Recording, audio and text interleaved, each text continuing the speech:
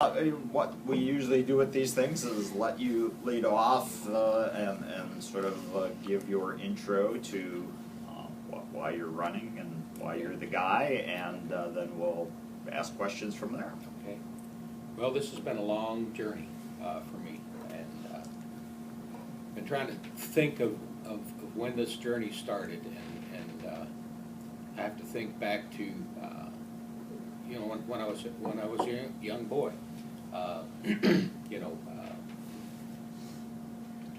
I always worked from the time I was 11 years old. I worked at a fruit farm, picking drop apples, pulling weeds, pulling suckers out of apple trees. I always wanted to work, and with that, my father taught me the meaning of giving back. We would go fishing or hunting, and we'd be catching lots of fish, and I'd be pulling them out, and he'd say, well, you need to stop. And I'd say, why? It's like, we're having a good time, we're catching lots of fish. He said, well, you got to throw those back, and it's like, really? I said, what's going on? Said, well, we need to leave some for other people. And through that background, I think that growing up, working hard, and my first experience here in Southern Illinois with my first career in law enforcement, I found a job that provided so much more at the end of a paycheck. It was always giving back to people, making people better, and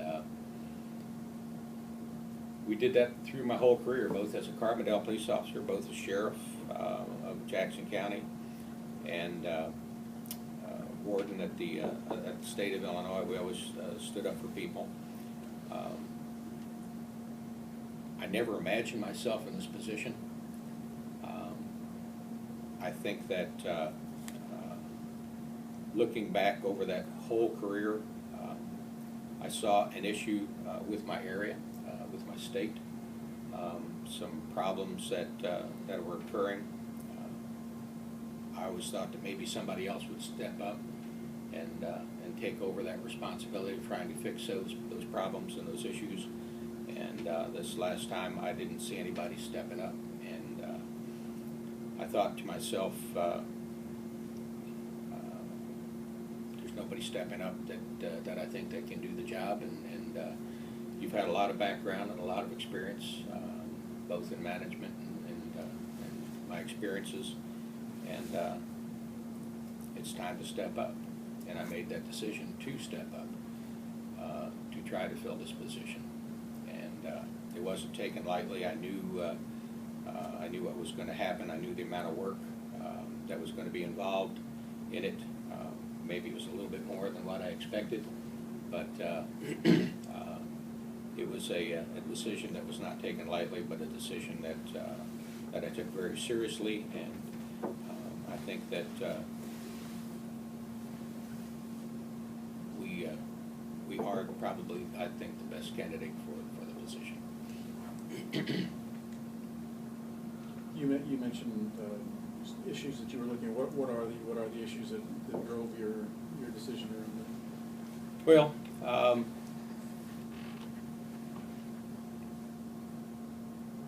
when I was sheriff, finances were starting to get tough.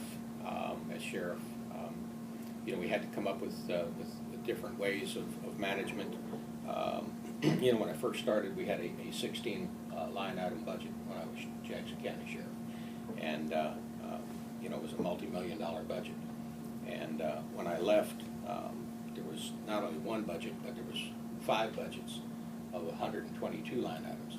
I wanted to make sure that I broke those line items down so we knew what we were spending and we knew where the money was going.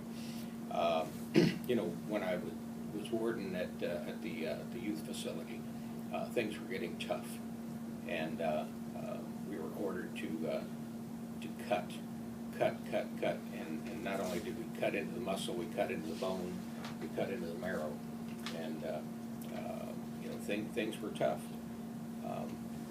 We had some issues there when I was warden at the facility. If you'd like to talk about those, we can talk about those. But after I was warden, I noticed that there were some other issues that were going on in my community. I noticed some of my schools that were going downhill. I noticed that some of my facilities that were housing inmates, TAMS Correctional Center, the Illinois Youth Center at Murfreesboro, were being closed. The Illinois State Crime Lab in Carbondale was being closed. The Adult Transition Center in Carbondale was being closed. The Murray Center up in Centralia was threatening to be closed. And I just thought that I just needed to do something more for my community, to try to keep those things from happening and try to better people's lives here in this district. So your answer to the question of kind of why you're running is better funding of law enforcement in prisons? No. Okay. You know, I just, why I'm running is I want to better my entire community. You know, again, there's a lot of jobs going out of the area. You know, talking with people, you know, they're concerned about their jobs. They're concerned about the taxes. They're concerned about their faith in government. They're concerned about their schools. They have a lot of concerns, and I think that I can address those concerns. You talk about job. What did you do, or what ideas do you have to keep jobs, good paying jobs, in this region? Well, I don't know necessarily that the government can create jobs, but I think that government can go a long way in helping promote good jobs. For example, I think that infrastructure is important to businesses that want to come into this area. We have interstates, rivers, rail, air, trucking. We have to make those things lucrative for people, so they can get their goods in, their products in, they can get their products out. We have to make businesses want to locate here. We will have to make people want to see that we have good schools, that we have the good infrastructure, that we have good recreation and good parks here to locate their families. So I think that can help create some business and industry here in Southern Illinois. I think that that with that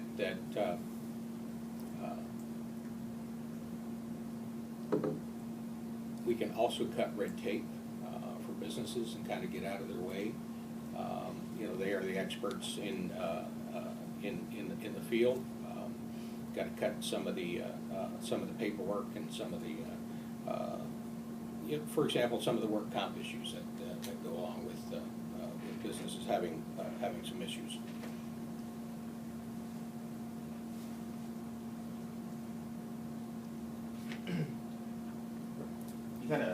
You also mentioned taxes, and I know that kind of ties in with faith in government. I've heard you say it a few times, Right. Especially when we talk about the temporary tax that's scheduled to sunset. So kind of go into that and kind of some of your thoughts on how people are losing their government or losing faith in their government, and what you can do to kind of restore some of that faith. Well, there's been a number of issues that have transpired with people losing faith in the government. Just talking to them, the tax increase that's supposed to roll back, they were promised that it would sunset in 2015. Now the government doesn't want it to sunset in 2015. I believe that a promise is a promise. There was a promise made to certain union workers in a contract that was negotiated a year or two ago. That promise was not kept. There was a promise of pensions to teachers and other state workers, that the state would pay its portion into a retirement system if the workers put in their portion into the retirement system. I think those workers did that, and now some of that retirement system is and that money is not there for them. So I think people need to start having faith in their government. I think that I can add to that because I have stood up to people.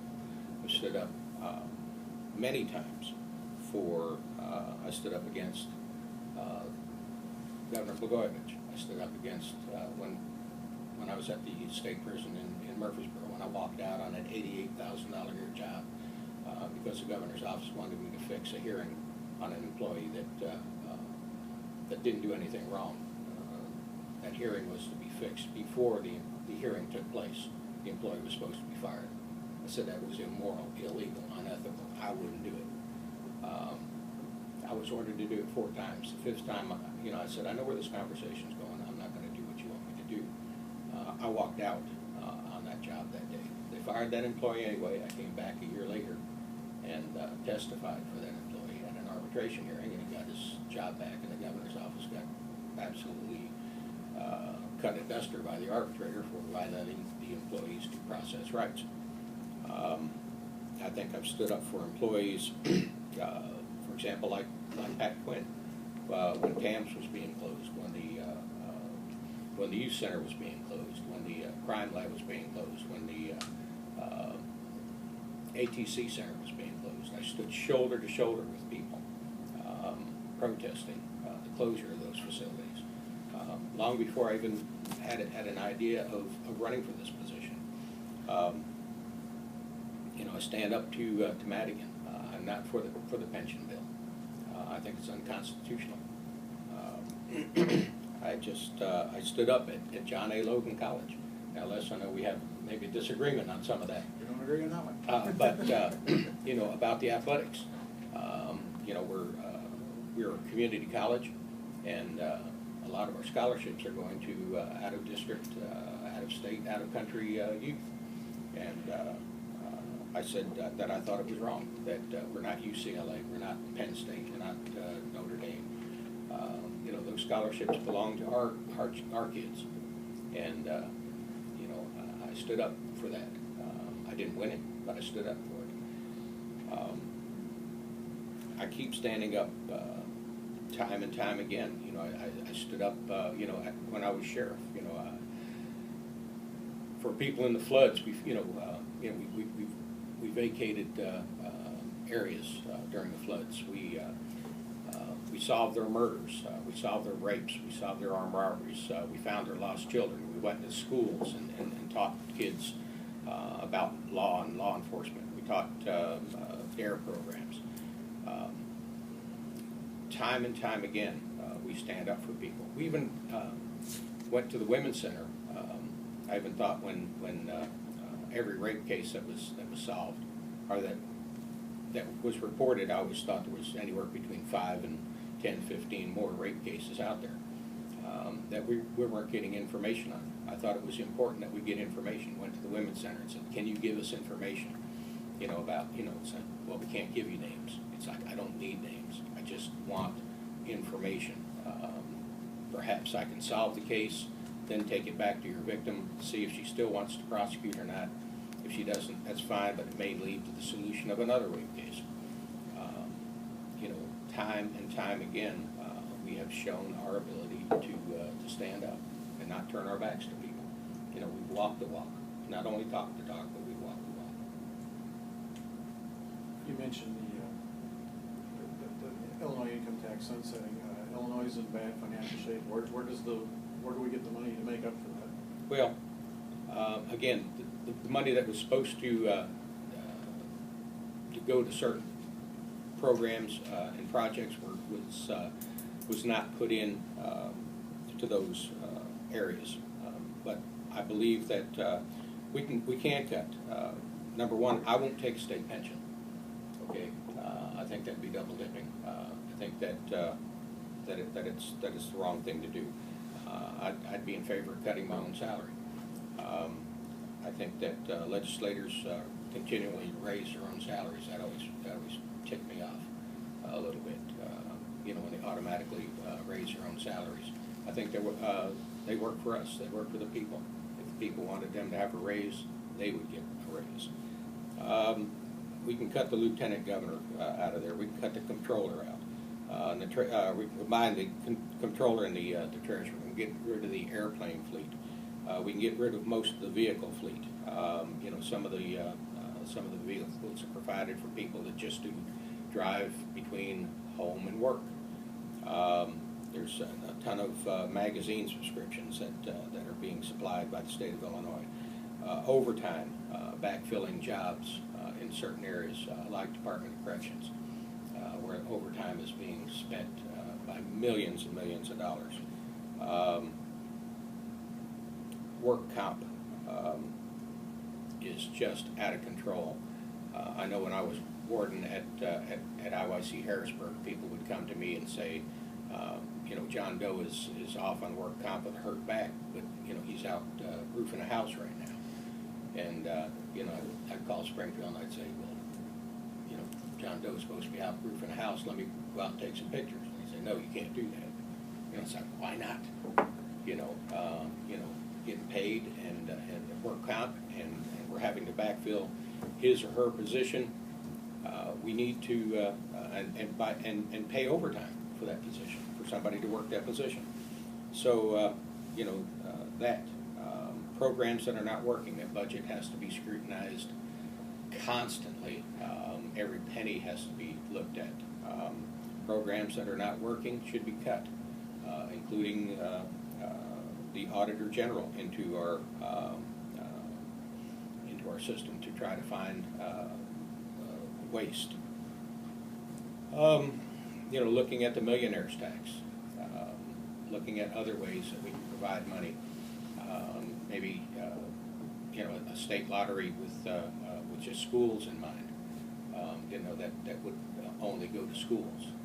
You know, I know we have a lottery ticket for veterans. You know, so there is ways to obtain extra money. Give your predecessor a letter grade A through F. My predecessor? I'd say a B, probably a B. You know, he brought some things back to Southern Illinois. I know that you know, he did some things for coal. I know he did some things for our levees here. He brought some fire trucks and fire engines and helped some of the fire companies out here. So, you know, Mike and I go back a long time. You know, we've been friends. Our kids went to school together. So I just I would say a good solid B.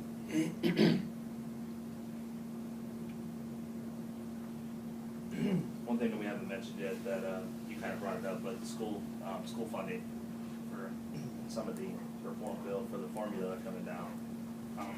I know I've heard in conversations with you in the past that you said it needs to be fixed. So kind of talk about your opinions on that. Well, we probably have one of the most regressive funding systems in the school funding systems in the nation.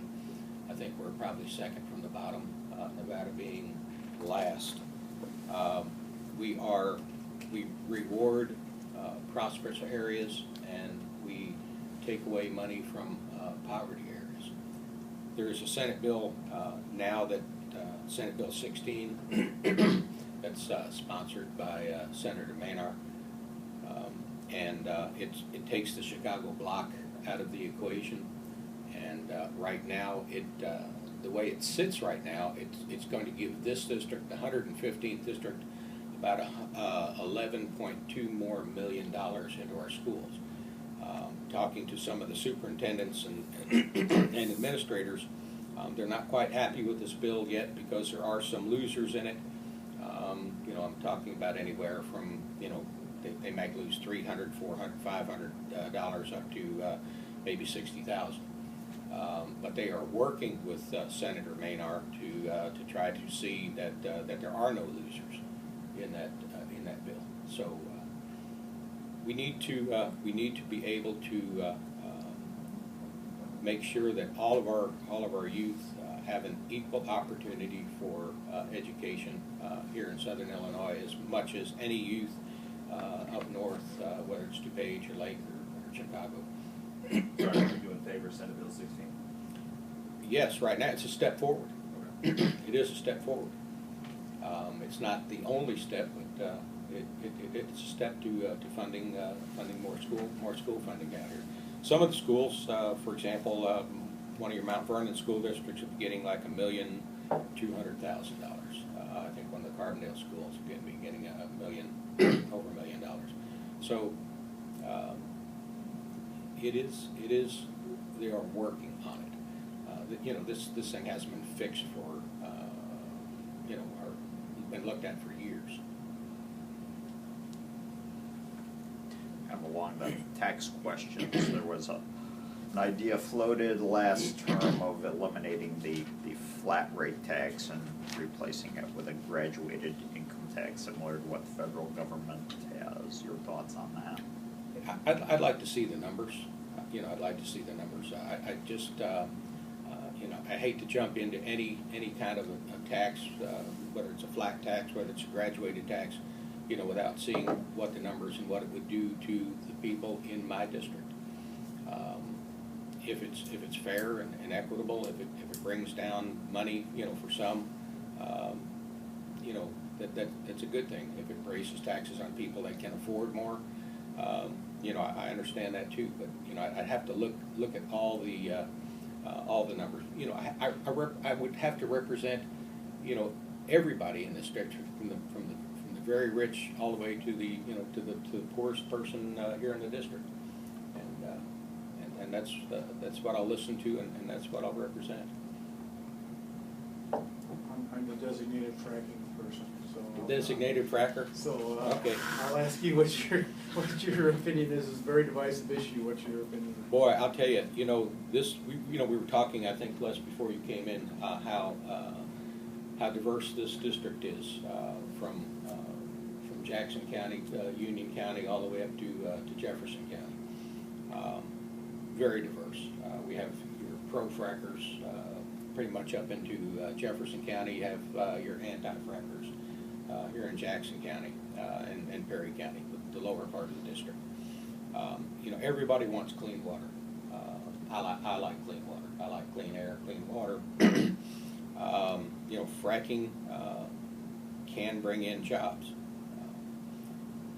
but it has to be looked at and regulated to where any damage that may be done is either not done or very negligible. I think that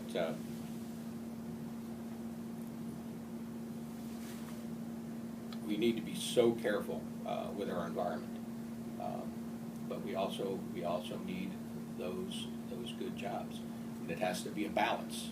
Somewhere there has to be a balance between economy and jobs. But I definitely like my clean water and my clean air. I haven't posed this question to anybody else, but I'll ask you. Okay. What, for instance, let's say fracking goes forward, like it looks like it's going to do in some shape or form. Would you support some kind of a bill that would pay damages to people who are damaged by the fact that they don't have clean water, that their homes no longer have value, or their businesses have no value anymore because the water has been fouled? Again, I'd have to look at what the bill said and what those damages are. Again, this fracking bill is probably this fracking bill is probably one of the strongest ones in the nation. Even the Sierra Club was involved in it.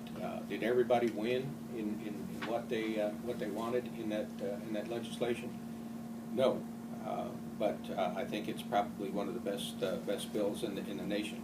But again, I want to I have to say that I am so very skeptical and so very careful of our environment here in Southern Illinois.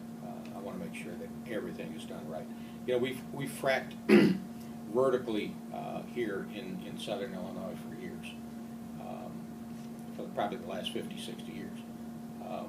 But we haven't fracked horizontally, and it kind of scares me a little bit because I don't have a lot of information about that. It scares me with the with the pollutants, that go into our soils. It scares me about our aquifers. It scares me about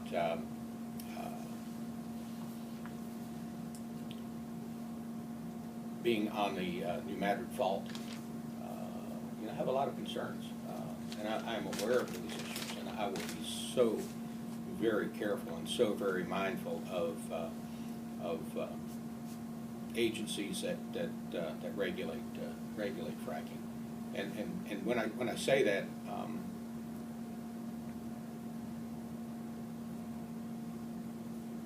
I've been regulating laws for a long time, and I'm not real thrilled with the way that our state's been regulating some things. So I have to even be more careful with that in mind.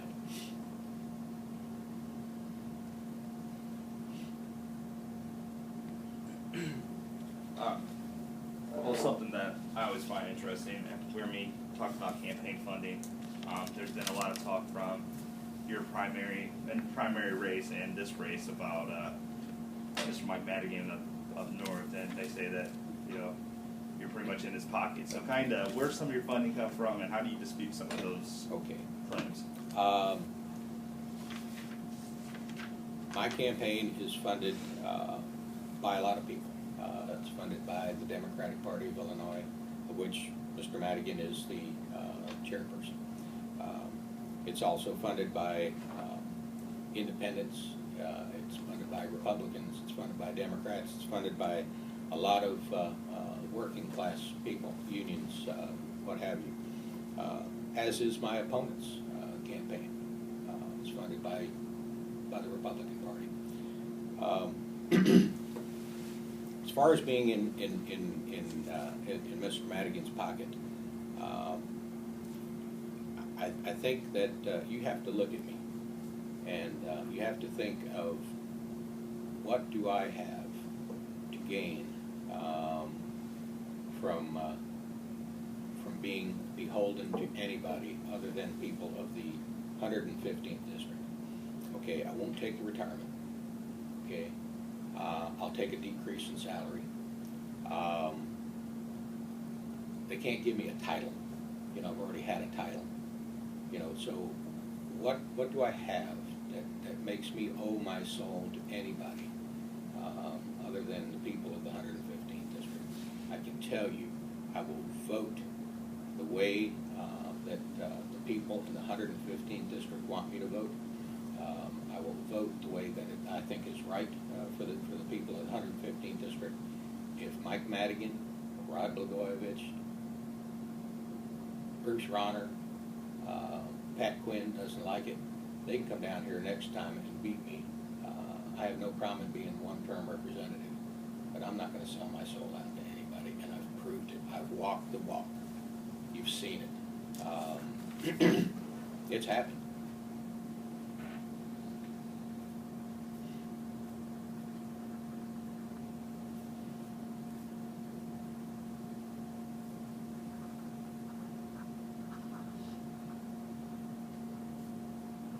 Oh, come on.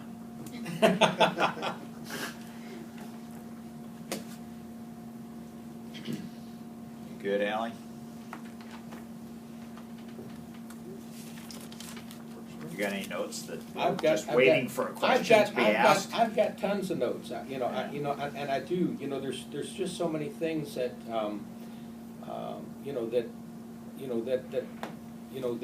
that we've done before that show people that that we can deliver.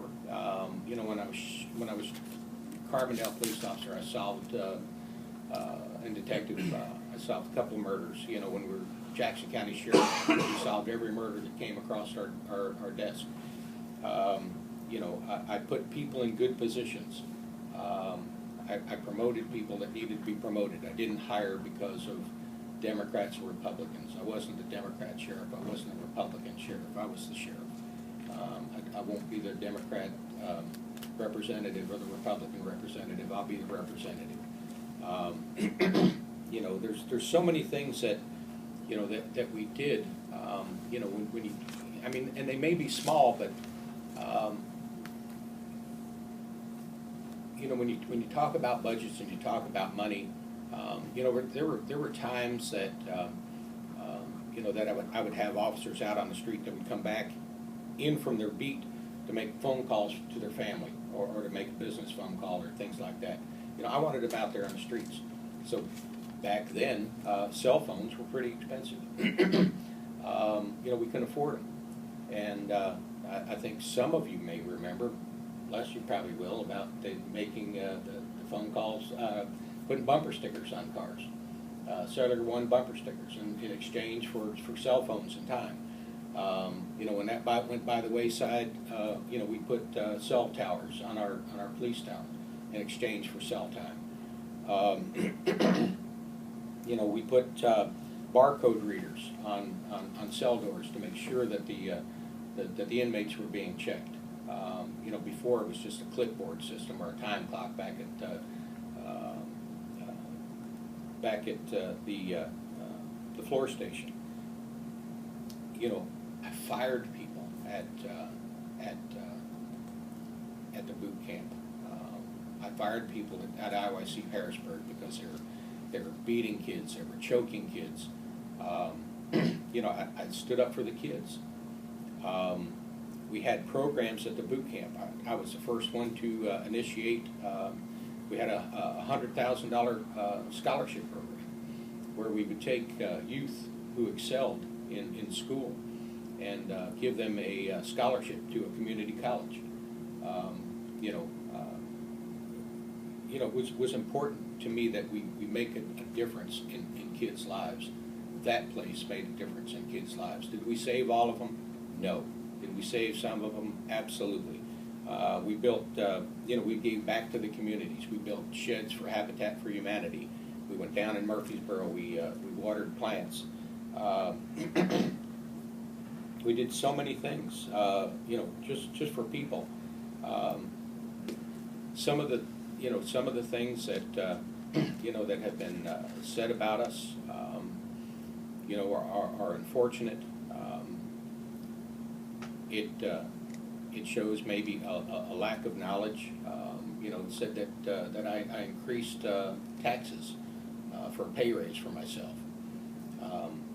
Number one, I don't increase taxes. Number two, 2002 to 2005, office holders got no pay raise. The fees that we asked to be increased were fees on inmate booking fees, to raise the fees that inmates would have to pay back, so the taxpayers wouldn't have to pick those up. We went to civil process, to a card system. We used to, when we would get civil process papers to serve, we'd have to take it out to your house and make maybe 2 or 3 trips if you weren't home. I instituted a credit or a card system, postcard system, sent you a postcard, so it was not to inconvenience you at home or at work. Please get us a civil process paper for you at the Sheriff's Department. If you do not pick this paper up within 10 days, we'll serve it whenever we have to. 80% of the people came in and picked up their civil process. We did so many things, for people, and like I said, I just need to make sure that that the people know that we care about them. We will never turn our backs on the 115th District. I'm also looking at opening up an office. We talked about the ride to Mount Vernon. It takes me an hour and 15-20 minutes to get from my house to Mount Vernon. I think that's unconscionable to go that distance, to make people come to see me. I'd like to open up an office in Mount Vernon and staff it with me a couple days a week so people can get to me, bring government to the people. Not necessarily from the hours of 8 to 4, 9 to 5, but maybe from 11 to 8 or 9 o'clock at night where working people can get in. There's just so many things out there that that need to be done, and I think that I've got the background to do it. And I'm not, again, I'm not afraid to stand up and scream. I'm not gonna throw things, but I'm not, you know, I'm not gonna. And I didn't mean controlled screaming. No, controlled screaming. Yeah, you know, again, you know, like I said, Les and I disagreed on the athletics, but you know, that's okay. Disagreement's okay. But I will not. I've never turned my back on this district or the Logan district. I won't turn my back on the people of the 115th district. Well, thank you very much. Okay. Appreciate it. I think we've documented that time. One more time.